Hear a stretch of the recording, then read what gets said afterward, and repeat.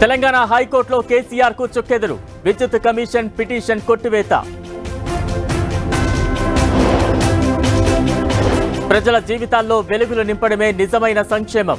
సంపద సృష్టించి పేదలకు పంచుతామన్న చంద్రబాబు.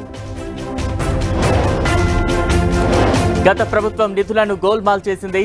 పిఠాపురం ప్రజలకు రుణపడి ఉంటారన్న పవన్ కళ్యాణ్. పార్లమెంట్ ఆవరణలో ఇండియా కూటమి ఆందోళన. కేంద్ర దర్యాప్తు సంస్థలను దుర్వినియోగం చేస్తున్నారని నిరసన. అమల్లోకి వచ్చిన కొత్త క్రిమినల్ చట్టాలు. ఢిల్లీలో తొలి ఎఫ్ఐఆర్ నమోదు.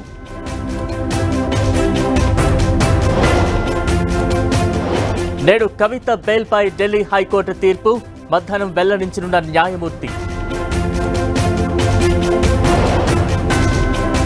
కాసేపట్లో పోలవరానికి నిపుణుల బృందం. డయాఫ్రమ్ వాల్, గ్యాప్ 2 పనుల పరిశీలన.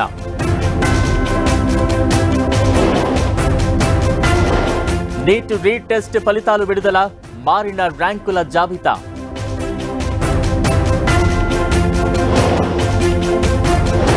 భారత 30వ ఆర్మీ చీఫ్ గా general Upendra Dwivedi. Guard of honour స్వీకరణ. దిగివచ్చిన వాణిజ్య గ్యాస్ సిలిండర్ ధరలు. సిలిండర్పై ₹32 తగ్గింపు.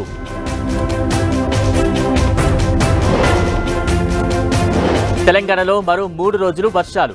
ఎల్లో అలర్ట్ జారీ చేసిన వాతావరణ శాఖ.